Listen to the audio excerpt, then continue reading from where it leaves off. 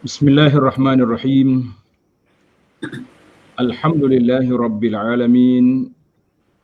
Wassalatu wassalamu ala rasuli rabbil alamin. Wa ala alihi wa sahbihi ajma'in. Allahumma allimna ma yanfa'una wa zakkirna ma nasina wa anfa'na bima 'allamtana wa zidna ilma.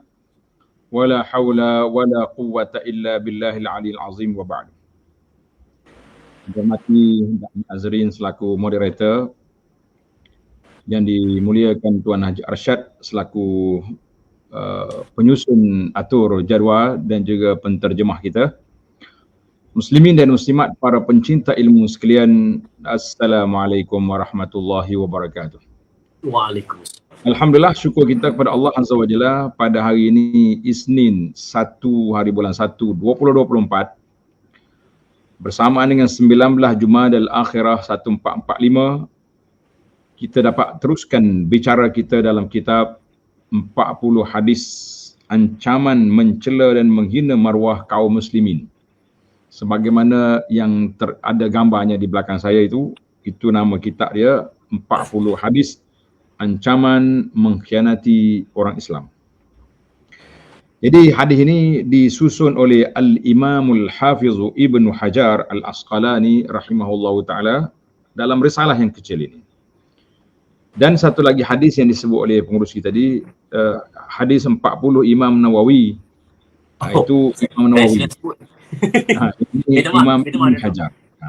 Tapi biasanya ulama-ulama kita ni, Ustaz Da'i, dia suka kumpul 40 hadis. 40 hadis tentang ni, 40 hadis tentang kelebihan Mekah, 40 hadis tentang Palestin, 40 hadis tentang wanita. Jadi hadis angka 40 ni angka yang sinonim lah dengan orang Islam. Yang orang tak mahu 2024 ni, jadi ada juga tahun 2023A. Sebab 4 ni ada masalah. Tapi bagi kita orang Islam, angka 4 ni angka yang baik lah, 40 ni. Benar tak? Jadi orang lain yang takut dengan angka 4. Jadi Alhamdulillah, kita orang Islam ni sinonim dengan angka 40 ya, khasnya kita kata Alhamdulillah. Jadi para jemaah sekalian, Alhamdulillah kita teruskan bacaan kita ini. Saya ambil pada siri ini hadis yang ke-24, iaitu di bawah tajuk dua golongan yang disisihkan oleh Nabi sallallahu alaihi wasallam. Dua golongan ini dua golongan yang berbahaya. Yang pertama dia panggil hasad, yang kedua namimah, batu api ataupun orang yang suka melagakan orang. Jadi dua sifat buruk ini sifat yang cukup berbahaya. Sebab apa berbahaya? Sebab dua penyakit yang besar yang kita akan huraikan nanti biiznillahi azza wa jalla. Seperti biasa kita akan baca teks hadis yang dinukilkan oleh Imam Ibn Hajar dalam kitabnya ni, iaitulah hadis, tengok yang ada kitab muka surat 59. Muka surat 59. Ramai je orang nak cari kitab ni, tapi kitab ni sudah habis cetak. Jadi kalau lah penerbit dia boleh bagi PDF ke buat sementara waktu, senang juga orang nak baca kan. Tapi kita tak boleh kacau hak penerbit. Itu kerja dia. Kerja kita baca ya. Yang lain hal an Abdullah bin Busrin radhiyallahu anhu ruwiya. Saya guna lafaz tamrid, ruwiya, diriwayatkan.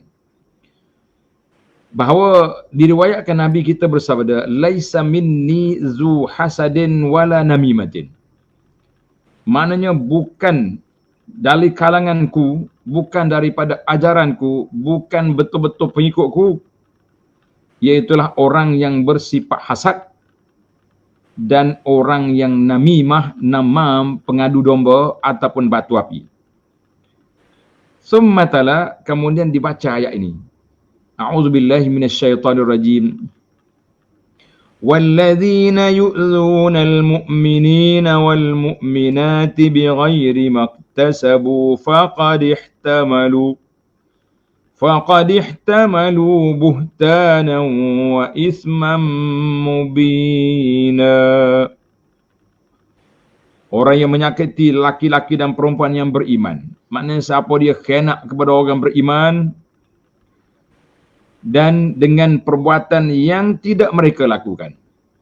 Dahlah orang tu tak buat, kita pergi pula khianat kepada dia dengan tuduhan-tuduhan, dengan celaan-celaan, dengan cercaan-cercaan yang begitu berat. Maka sungguhnya mereka telah memikul kesalahan menuduh secara dusta dan berbuat dosa yang amat nyata. Suratul Ahzab ayat 33. Dari sudut hadis ini ada masalah dari sudut sanad. Tengok nota di bawah, dia kata hadis ini riwayat At-Tabarani. Riwayat At-Tabarani. Tengok takhrij hadis, dia panggil takhrij hadis, maknanya hadis ni sumber hadis ni ambil di mana. Jadi kita kena takhrij hadis. Dia kata, tengok nota di bawah, hadis ni ditemukan dalam kitab Tarikh Dimashq. Tarikh Dimashq dipanggil oleh Ibnu Asakir. Dan dikeluar juga oleh At-Tabarani, akhrajahu At-Tabarani wa min tariqihi Ibnu Asakir dalam Tarikh Dimashq. Jilid yang ke-21 muka surat 334. Menurut Al-Haythami ni ada kitab dia nama dia Majma' Az-Zawaid. Dia kata terdapat rawi matruk. Maknanya kalau rawi matruk tu hadis tu memang tak boleh pakai. Itu dia punya kaedah. Bernama Sulaiman bin Salamah Al-Khabairi dalam sanad hadis ini. Jadi Ali bin Abu Bakar Ibnu Sulaiman Al-Haythami dalam Majma' mengatakan dan ramai ulama mengatakan hadis ini dhaif, hadis ini lemah. Bahkan yang paling teruk ada yang mengatakan dhaifu jiddan. Dalam buku yang saya baca ni, buku Arab ni, dia kata hadis maudhu', sampai peringkat begitu sekali ulama mengkritik tentang kesahihan hadis ini. Tapi tuan-tuan kena ingat, hadis ini dikritik bukan penyakit itu. Adapun penyakit hasad dengan nama batu api ni, tak ada siapa kritik, tak ada siapa petikai. Dan insya-Allah ana akan bawa riwayat-riwayat yang sahih yang menyebut tentang dua penyakit yang berat ini, dua penyakit yang besar ini. Baik, yang pertama kita ikut tartib kitab, iaitu hasad. Yang pertama hasad. Apa dia hasad? Apa dia ke hasad? Dan apakah namam adu domba? Jadi hasad ini, tengok dia kata, hasad dalam istilah ulama hadis dan ulama tafsir dan ulama mana-mana pun, dia kata hasad iaitulah seseorang yang nak supaya hilang daripada orang lain nikmat itu. Hilang daripada orang lain nikmat yang diberi oleh Allah Ta'ala. In ahabba zawalaha. Maknanya kita tengok orang itu dapat nikmat, kita kata aku, ya Allah, hilangkan nikmat dia tu. Hancurkan nikmat. Itu dia panggil hasad yang mazmum, yang dicela pada syarak. Adapun ghibtah ni maknanya kita nak jadi macam orang itu tidak dicela. Ghibtah ni kita nak jadi macam orang tu. Contohlah kita kata, siapa dia ke di dalam dunia ni orang yang hebat. Tunjuk tanya kata Da'i Azrin kan, takut dia tak lena tidur malam ni. Kita kata orang lain lah. Contohnya kita kata, seorang ni kagum sangat dengan Syekh siapa dia yang hebat di Masjid Haram tu, Syekh Sudis lah kita kata dah. Aku nak jadi macam Sudis, nak hafal Quran lancar, suara bagus macam Sudis. Itu dia panggil ghibtah, nak jadi macam orang tu. Tak apa. Yang tak bolehnya, aku nak hilangkan, ya Allah hilangkan suara dia, ya Allah. Itu yang dikatakan hasad yang mazmum. Para jemaah sekalian, hasad ni bermula dari mana? Dia kata, fa'lam rahimakallah anna awwala maksiatin, maksiat yang paling besar, kederjanaan yang paling besar di atas dunia ini, iaitulah apa yang telah dilakukan oleh iblis terhadap tok ayah kita, tok ye kita. Tak tahu saya orang mana dia ni.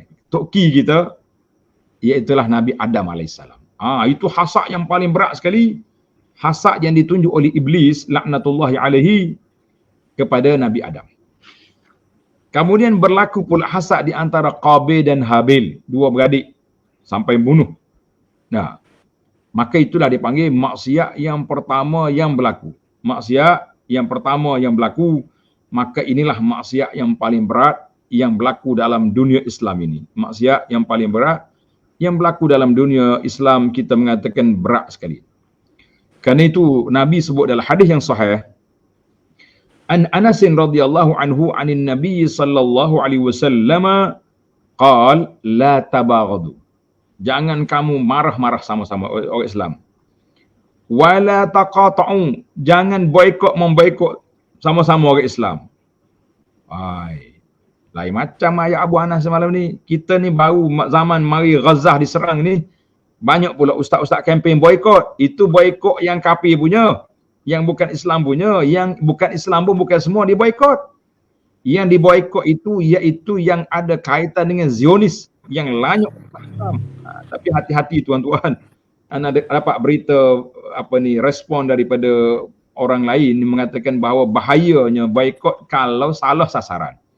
Hati-hati tuan-tuan. Nanya perniagaan orang Islam kita pergi boikot, mati kawan tu dengan sebab kita zalim. Jadi dalam hadis ni kata la taqata'u, jangan boikot sama orang Islam. Termasuklah tak mau cakap dengan dia ke, ataupun boikot barang-barang dia, kedai orang Islam kita tak mau masuk, ini berbahaya sekali.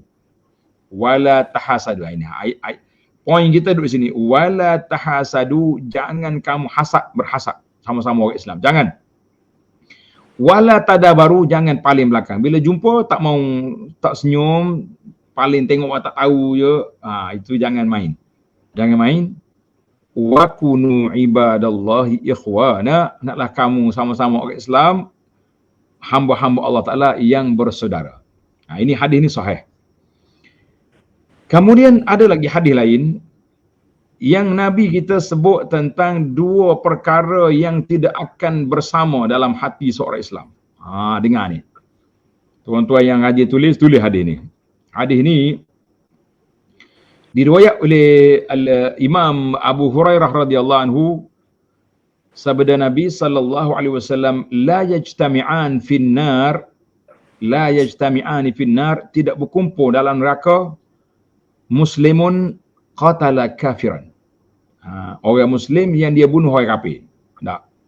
Orang Islam walaupun dia bunuh orang, tapi dia bunuh kafir, bunuh musuh Islam, maka dia tak masuk neraka.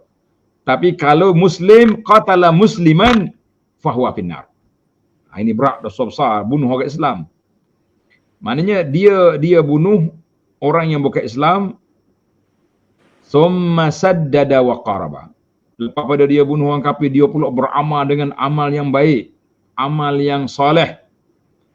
Maka itu dia kata, Nabi kata dua orang tak akan berkumpul satu tempat. Tapi ada juga hadis lain yang pelik. Cuma saya takut lagi tajuk. Ada juga di antara hadis yang Allah Ta'ala suka tengok dua hamba dia, pembunuh dan yang dibunuh semua, dua-dua masuk dalam syurga belaka. Ada juga. Pelik. Pembunuh dan dibunuh, ya. Seorang Islam berlawan dengan kafir, maka orang kafir bunuh orang Islam. Masuk syurga lah sebab dia mati syahid. Dan akhirnya si kafir itu dengan takdir Allah Ta'ala, dia masuk Islam pun juga. Dia masuk syurga juga, maka dia akan bertemu dalam syurga dua orang tu. Akhir sekali, jumpa-jumpa dia kata, engkau marah aku ke? Aku bunuh kau? Kenapa nak marah? Sebab engkau bunuhlah aku cepat sampai ke syurga. Masya Allah. Syuhada. Allahu Akbar. Pelik tuan-tuan kalau kita belajar. Nanti kita habis hadis tentang ancaman ni, kita cari hadis tahta zilali arsyir rahman, di bawah bayangan aras Tuhan. Banyak sekali hadis-hadis yang menyebutkan orang di akhirat esok akan duduk di bawah bayangan yang begitu menarik. Allahumma ja'alna minhum, ya Allah, jadikan kami ni orang yang layak duduk di bawah bayangan aras pada hari kiamat dan layak ke syurgamu. Amin ya rabbal alamin. Baik, itu luar tajuk. Ini baru tajuk kita. Wala yajtami'ani fi jawfi mu'minin ghubarun fi sabilillah wa fayhu jahannam. Dan tidak berkumpul dalam rongga seorang mukmin debu-debu fi sabil, perang pada jalan Allah, dengan api neraka jahannam. Tak masuk. Sebab dia sudah berjihad. Ini maaf, ini baru sampai tajuk. Wala yajtami'ani fi qalbi 'abdin al-iman wal hasad. Tidak akan berkumpul dalam hati seorang hamba Allah Ta'ala iman dengan hasad. Adakah orang hasad ni akan masuk dikira kafir tak ada iman. La, imanul kamil, iman yang sempurna. Iman tak sempurna ada dalam hati orang yang bukan dalam hati orang mukmin, tapi iman dia kurang sempurna sebab dia ada sifat hasad, sifat dengki kepada orang Islam. Hati-hati tuan-tuan, la yajtami'ani fi qalbi 'abdin al-iman wal hasad. Tidak berkumpul dalam hati seorang hamba Allah yang baik iman yang jitu dengan sifat hasad yang buruk, dia tak campur dua tu. Sebagaimana tak boleh kita campur di antara air dengan minyak, mana bercampur. Tapi kalau teh dengan susu, memang dia campur. Itu lain. Jadi kita kena tengok ada yang tak bercampur, ada yang bercampur. Maka yang tak bercampur ni dua ni. Ini bahaya tuan-tuan, jangan kita campur-campurkan. Hadis ini rawahu An-Nasa'i, kata di muhakkik dia kata sanad dia hasan, sanad dia baik, kita kata alhamdulillah. Baiklah para jemaah sekalian muslimin dan muslimat, ini dua penyakit yang cukup berbahaya. Dua perkara yang tak berkumpul dalam hati seorang mukmin yang benar-benar beriman, iaitulah iman dengan jitu dan sifat hasad yang buruk. Tadi anda dah sebut tadi, sifat hasad yang buruk itu maksud dia apa? Maksud dia sifat nak hilangkan nikmat yang ada pada orang. Sifat kita nak hilangkan nikmat yang ada pada orang, maka itu dia panggil sifat yang cukup besar, yang cukup buruk, yang cukup keji, ataupun dia panggil cukup jelek. Jadi jangan hasad. Betul adalah hadis menyebut tentang innal hasada ya'kulu ta'kul hasanat. Dalam hadis tengok ada dia punya iyyakum wal hasad. Ada riwayat mengatakan iyyakum wal hasad fa innal hasada ya'kulul hasanat kama ta'kulun narul hataba. Aku bagi amaran kepada kamu, jangan dengki. Karena sifat dengki ini memakan kebaikan kamu sebagaimana api makan kayu api. Kayu api yang dah kering, relax api makan. Dah menyala kuat. Jadi orang yang sifat hasad, hasadnya akan makan kita punya kebajikan. Bagaimana api makan kayu api yang kering, kita kata wal iyazbillah. Jadi para jemaah sekalian, sifat hasad ni sifat yang mengundang bala yang cukup berat. Sebab apa? Sebab sifat ini akan mengundang banyak perkara. Bila orang ni ada sifat hasad pada orang, yang pertama, maka dia akan mari sifat haqdun, sakit hati. Marah. Dia akan mengumpat. Dia akan mengadu domba. Dan kemuncak daripada itu, mungkin sampai mereka dia pergi buat sihir kepada orang ni supaya mati. Kalau dia berniaga supaya tak laku. Kalau dia ada pangkat supaya jatuh pangkat, itu dia panggil hasad. Jadi kita orang beriman, jangan ada sifat ini, barulah iman kita jitu, iman kita mantap biiznillahi azza wa jalla. Para jemaah sekalian, itu yang pertama, sifat yang berbahaya yang pertama. Kemudian dalam riwayat ini mengatakan wala namimah. Yang kedua, tidak ada adu domba, batu api. Apa ni? Adu domba, batu api, suka lagakan orang. Ini semua tu dia panggil namimah, namam. Apa lagi? Bahasa-bahasa yang digunakan untuk perkataan seerti, dia panggil perkataan seerti. Yang pentingnya batu api lah senang. Batu api mengadu domba. Ini cukup berbahaya. Apa dia makna adu domba ni? Tengok dia punya definisi. Adu domba dia panggil annami, qala al-Imam an-Nawawi, tulis. Imam an-Nawawi kata hiya naqlu kalamin nasi ba'dihim ila ba'd. Pindah cakap, cerita orang kepada orang lain ala jihatil ifsad, semata-mata nak rusakkan hubungan di antara dua orang. Jadi itu kata Nawawi dalam Syarah Muslim.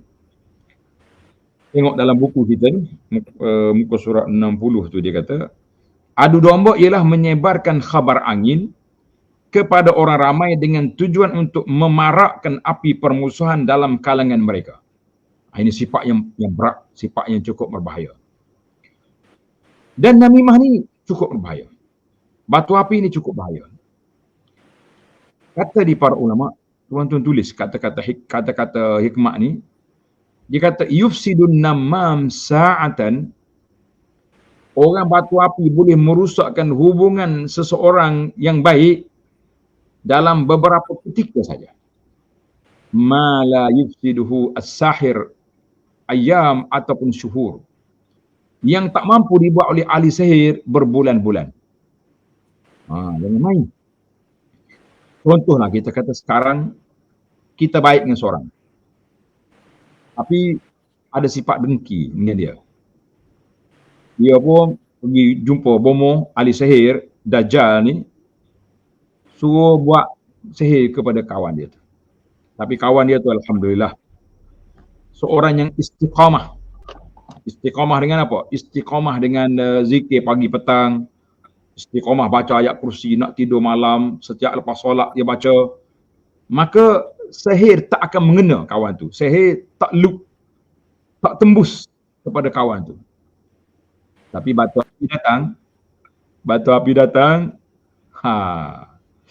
dia bisik, Pak Haji tahu kata dia yang dia sebelah tu. Tuh, serban dua atas bau tu. Apa? Alah, dia kata Pak Haji ni tunjuk warak lah mari masjid awal, balik lambat, tapi tak betul tu. Je tu, nak riak.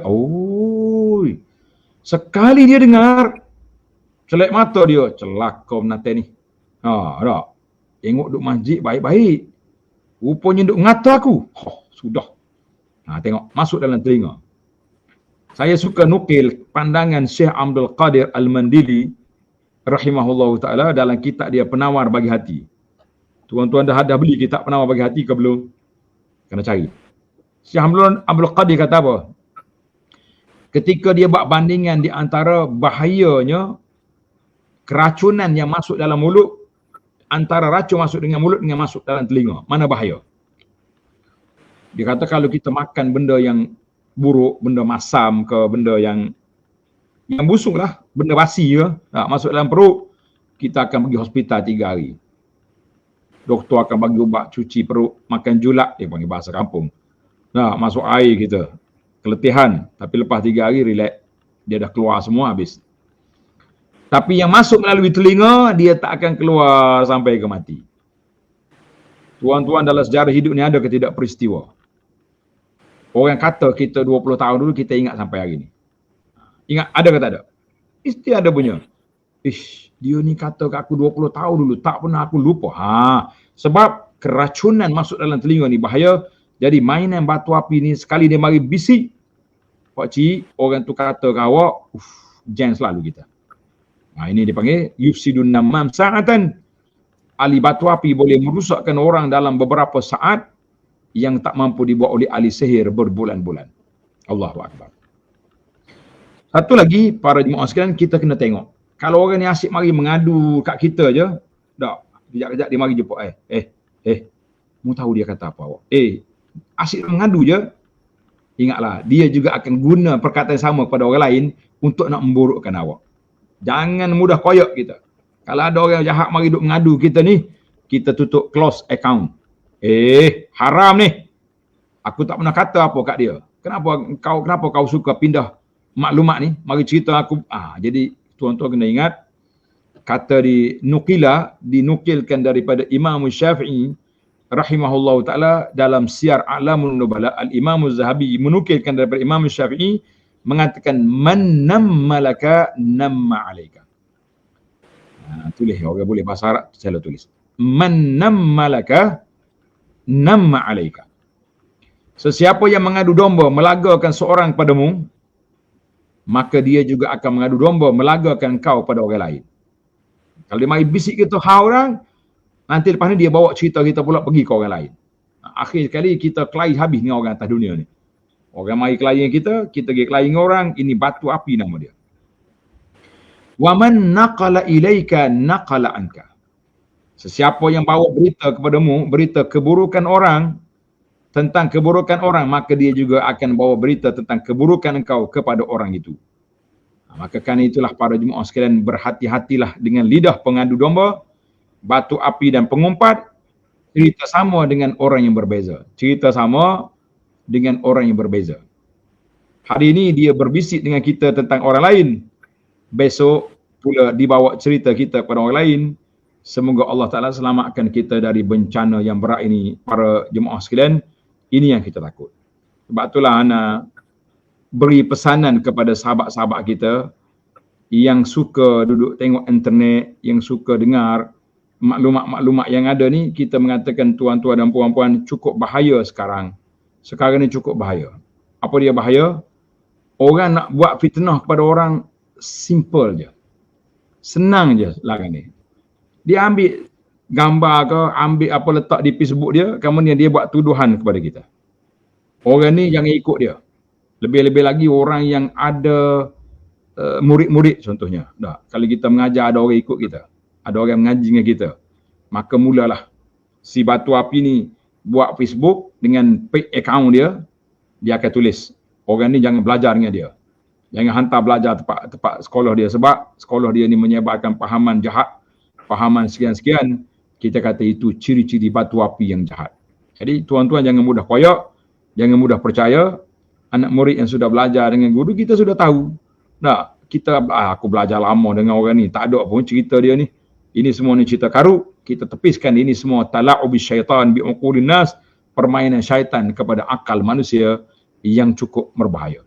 Jadi hati-hatilah, batu api ni jahat. Tapi dosa besar batu api ni tuan-tuan, jangan main-main. Haramnya batu api ni terdapat banyak dalam Al-Quran dan dalam hadis Nabi SAW. Yang pertama, tuan-tuan tengok dalam Quran, Allah kata, wala tuti' kulla hallafim mahin hammazim masya'im binamim. Jangan percaya kepada orang yang suka mengumpat, suka bersumpah-sumpah dalam keadaan dia tu hina, sumpah dusta. Dan hammazim masya'im binamim, berjalan duduk bisik-bisik dengan orang, duduk apa? Duduk buat batu api. Ini dalam Quran surah Al-Qalam ayat 10, ayat 11. Kemudian daripada Nabi SAW, Nabi mengatakan, tanda tuan-tuan, Nabi mengatakan, ala unabbiukum bunakum ma'al udah. Nak ke tidak aku ceritakan kepada kamu satu penyakit yang cukup berbahaya. Sahabat tanya apa dia? Qal an-namimatu, orang yang berjalan batu api nak laga-lagakan orang, buat tuduhan palsu pada orang, ini yang cukup berbahaya. Ingat molek. Baik. Maka apakah sifat batu api? Banyaklah hadis ni.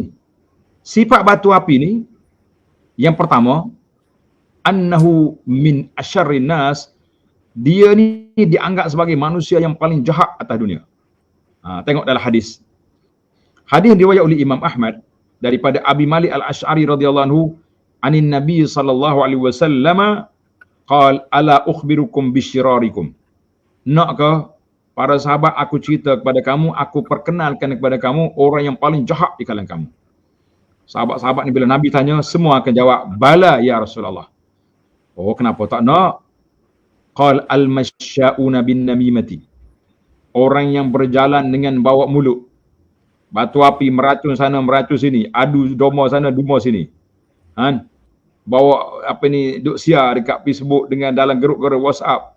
Tuduhan-tuduhan jahat kepada orang. Al-mufarriquna bainal ahibbati. Orang yang memisahkan di antara orang yang baik-baik. Kita duk kawan baik-baik. Dengan berita palsu ini bawa, kita akan berkelahi. Allahu Akbar. Al-baghuna li-bura'il anat. Orang yang cuba nak kianat, nak buat tuduhan jahat kepada orang yang baik. Ini semua ni hadis yang cukup, kata Nabi, min asyarrin nas.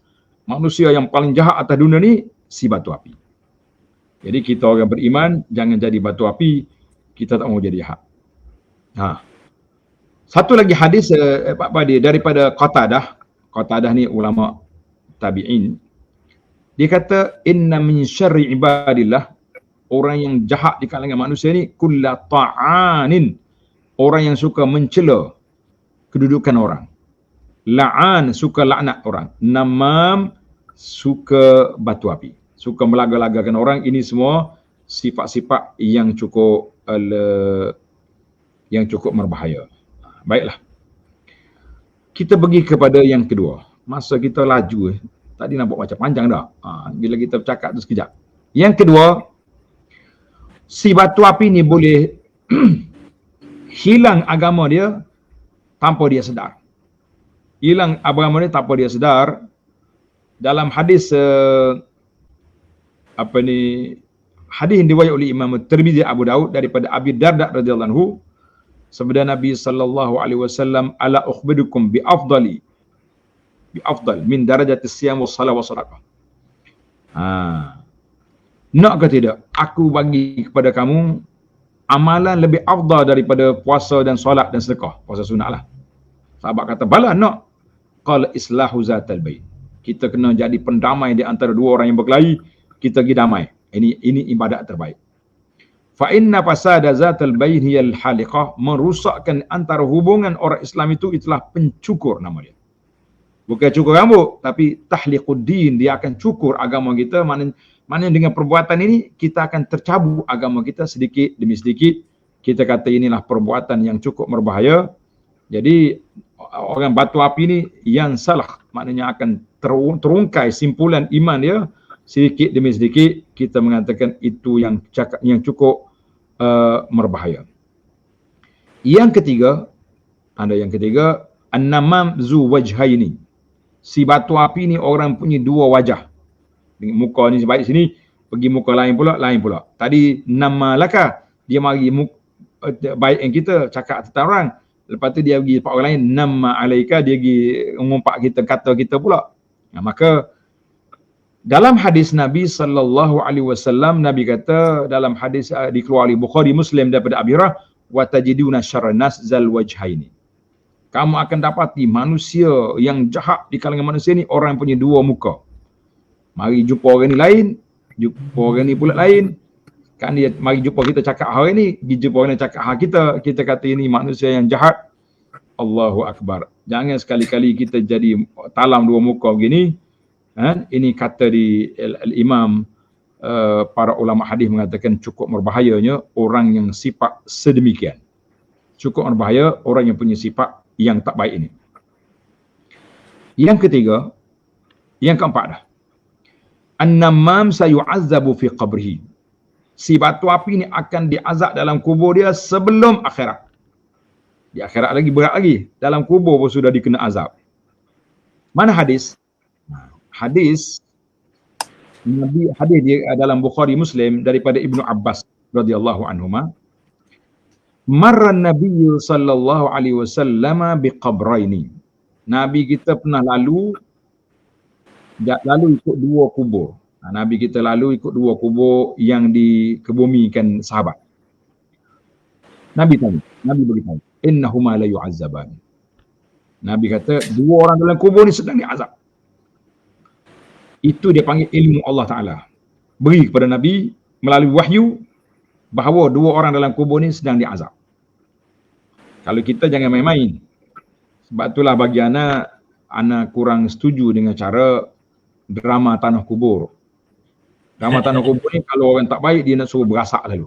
Berasak, ular dalam kubur, macam-macam patut. Tak. La.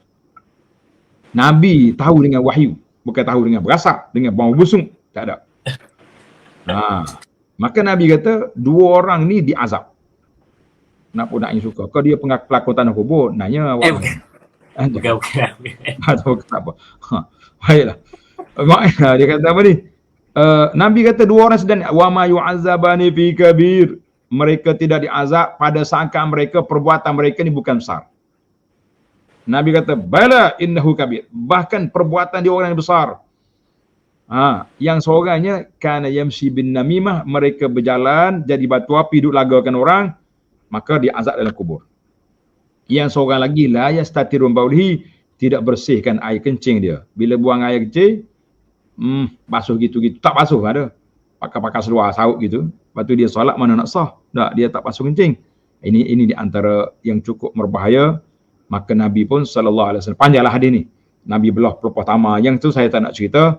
Yang kita nak ceritanya, dua orang ni diazab sebab azab kubur. Kenapa? Sebab mereka mengadu domba. Na'udzubillah. Baiklah, yang terakhir ataupun habislah kita. Itu disebut yang terakhir. Kita tengok Nabi SAW bagi tahu bahawa orang yang batu api ni la yadkhulul jannata qattat, orang ni tak akan masuk syurga mudah-mudah. Dia kena bakar dulu, dia kena seksa dulu, dia kena azab dulu, kemudian barulah dia lepas masuk dalam syurga. Tapi tuan-tuan kena ingat, azab-azab ni, azab neraka bukan masuk penjara. Masuk penjara ada makan, ada bantal, ada tempat tidur. Kalau tak cukup makan boleh mengadu ke human right. Nah, tapi masuk neraka kita nak mengadu dengan siapa? Kerana itulah di antara hadis Nabi ajar kepada kita sentiasa berdoa, Allahumma ajirna minan nar. Ya Allah, jauhkan kami daripada azab neraka. Kita kena buat. Nah, baiklah. Dalam hadis Nabi kata la yadkhulul jannata qattat, tak akan masuk syurga orang yang qattat. Apa dia qattat? Orang yang mengadu domba. Di qattat ni orang yang mengadu domba. Kita kata al-qattat wan namam bimakna wahid. Hadis ni rawahu Muslim, Bukhari Muslim daripada Huzaifah radhiyallahu anhu. Jadi inilah di antara 5 yang berbahaya. Kalau kita nak baca lagi panjanglah. Cukuplah setakat tu dengan suasana masa yang kita ada ini, kita kata cukup berbahaya. Kemudian penutup, tengok kitab. Yang ada kitab, buka kitab. Perkara yang ketiga, ada beberapa jenis hasad yang dibenarkan dalam agama. Nama hasad tapi sebenarnya bukan hasad. Kalau hasad tak jadi ni. Apa dia nama? Perkara ini seperti mana dinyatakan dalam hadis riwayat Ibnu Umar, dia berkata, Sami'tu Rasulullah sallallahu alaihi wasallam yaqul la hasada illa ala sanatain. Tak boleh kita hasad kecuali atas 2 perkara. Jadi hasad di sini dengan makna ghibtah. Ghibtah maknanya kita nak jadi macam orang tu. Kita nak jadi macam orang ni, orang yang kita nak jadilah.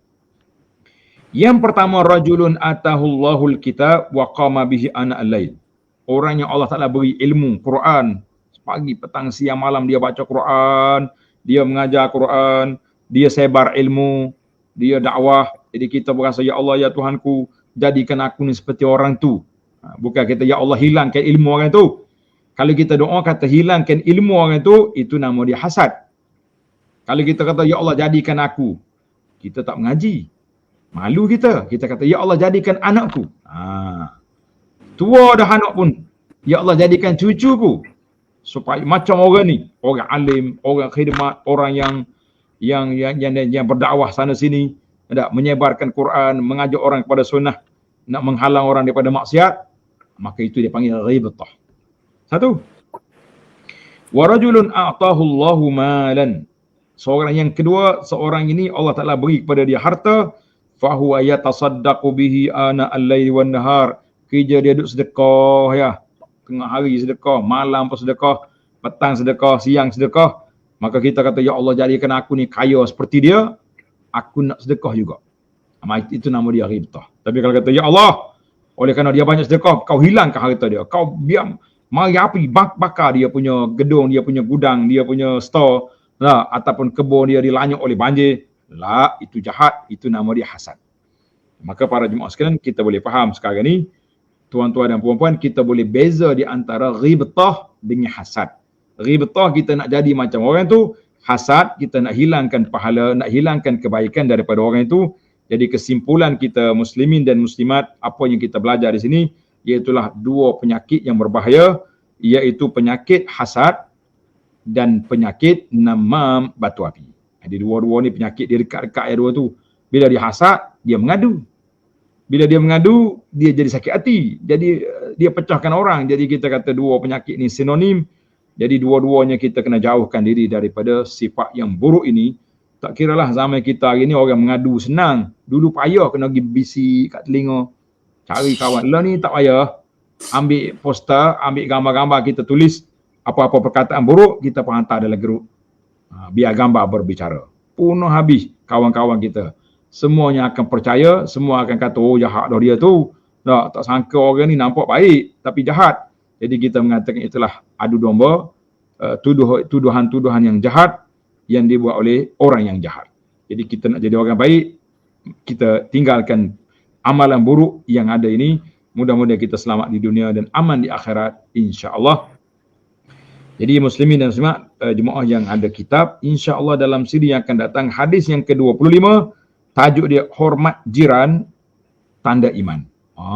Penting sangat zaman kita hari ni, kita nak hormat pada jiran tetangga kita. Sebab macam-macam hari ni, jiran sakit hati, ni tajuk yang akan datang.